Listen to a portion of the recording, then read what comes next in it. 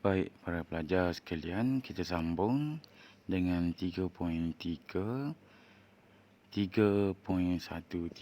iaitu pembentukan negara dan bangsa yang merujuk kepada Eropah.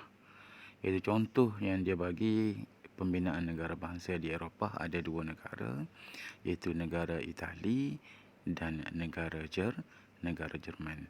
Dan kedua-dua ini mengamalkan konsep realpolitik. Okey, baik. Kita tengok bagaimana pembentukan negara bangsa di Itali. Okey, di Itali ni ada seorang tokoh yang memperjuangkan pembinaan negara bangsanya. Nama tokoh tersebut ialah Camillo Benso di Cavour. Camillo Benso, iaitu di Cavour, iaitu berusaha menyatukan Itali menjadi sebuah negara dengan mengamalkan konsep realpolitik. Seperti yang cikgu cakap tadi, Eropah ini dia terutamanya di Itali mengamalkan konsep realpolitik. Apa itu realpolitik? Realpolitik ialah mewajarkan apa-apa cara seperti tipu helah, kekerasan bersenjata dan peperangan untuk mencapai matlamat politik. Maksudnya membuat apa sahaja agar matlamatnya tercapai. Okey, kita boleh lihat penyatuan Itali berlandaskan pemerintahan monarki. Okey, baik. Count Camillo Benso di Cavour bekerjasama dengan Napoleon III lah, iaitu pemerintah Perancis bagi menewaskan Rusia. Maksudnya Count Camillo Benso ni bekerjasama dengan Napoleon III pada masa itu. Napoleon ini merupakan seorang pemerintah Perancis dan dia ada masalah dengan Austria pada masa tersebut. Jadi Camillo Benso ini dia cerdik, dia buat hubungan dengan Napoleon.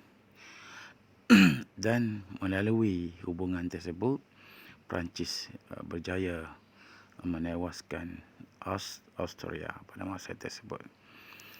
Okey, melalui penghutang suara, Camillo Benso di Cavour memperoleh sokongan majoriti rakyat dan menyatukan Itali. Dan Camillo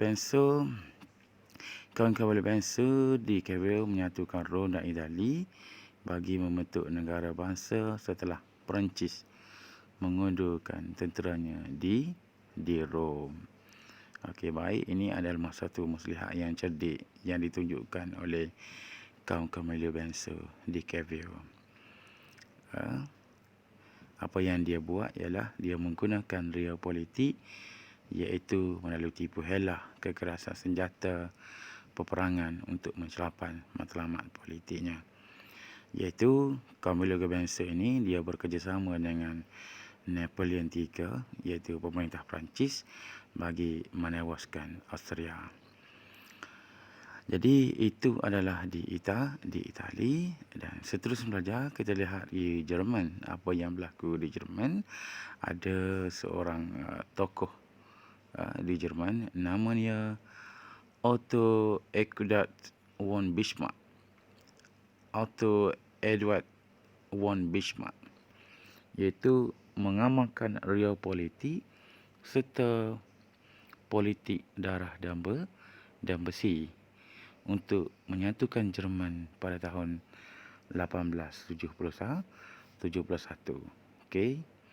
Apa yang berlaku di sini? Kalau tadi di Itali dia mengamalkan realpolitik, dan Jerman ini mengamalkan realpolitik juga, tetapi politik darah dan besi. Maksudnya lebih teruk daripada pemerintah lebih teruk daripada Count Camillo Benso. Jadi apa yang politik darah besi ni maksudnya adalah dia menggunakan realpolitik tipu helah, pemalsuan dokumen, provokasi, penipuan, ugutan, dan ada juga mencetuskan kepada peperangan. Itu adalah real politik darah dan besi. Okey, rakyat Jerman bersedia menerima sistem diktatoran Bismarck untuk menyatukan Jerman. Bismarck menggunakan isu membenci kuasa asing untuk membangkitkan semangat rakyat Prussia di medan tempur. Okey, apa yang berlaku?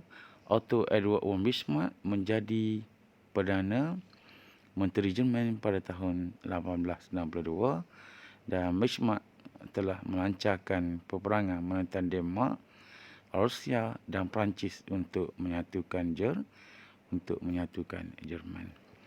Okey, baik, itu adalah di Jerman. Ya, dua negara ini yang cikgu dapat simpulkan di sini.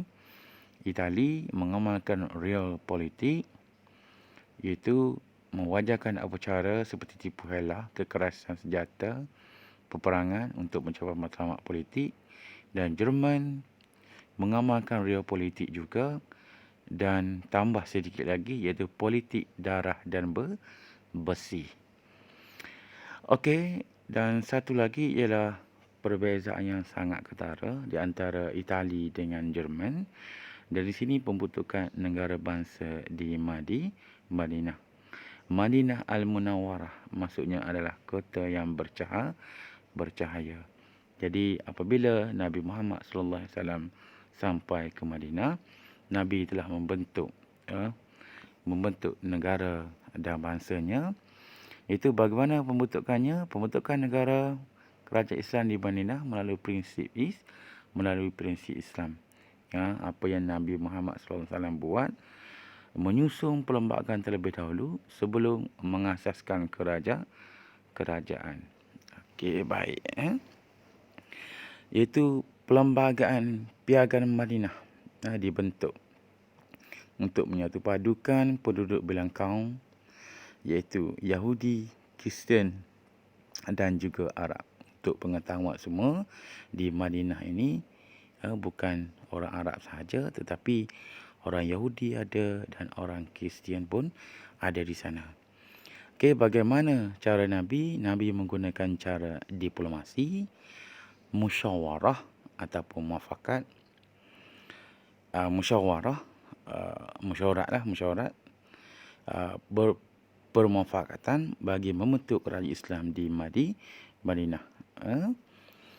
Okey, pembentukan kerajaan Islam di Madinah disebabkan oleh amalan, kerjasama dan mufakatan antara pemimpin dengan pemimpin dan antara pemimpin dengan rakyat.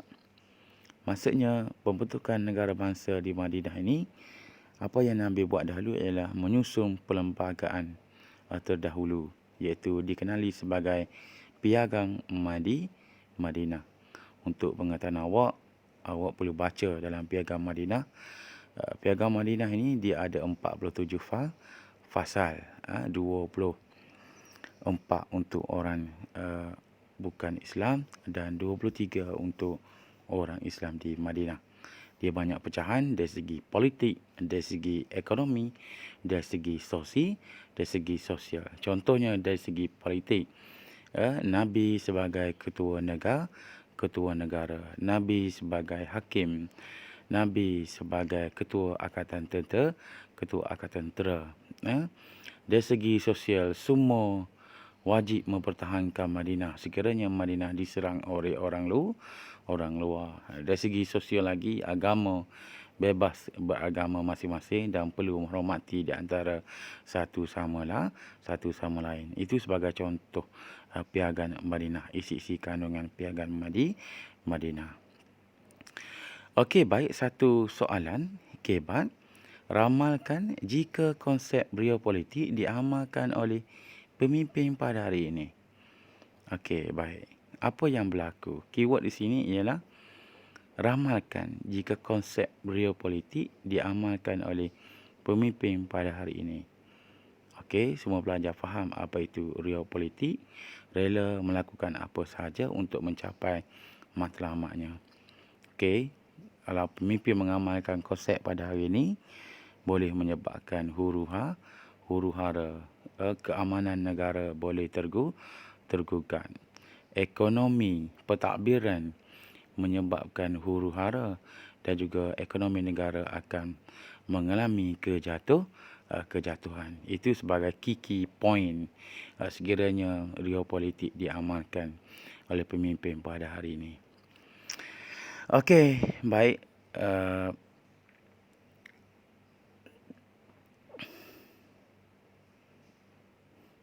Okey, ada satu soalan lagi. Sebagai generasi muda, mengapakah kita perlu mempertahankan sistem pemerintahan demokrasi?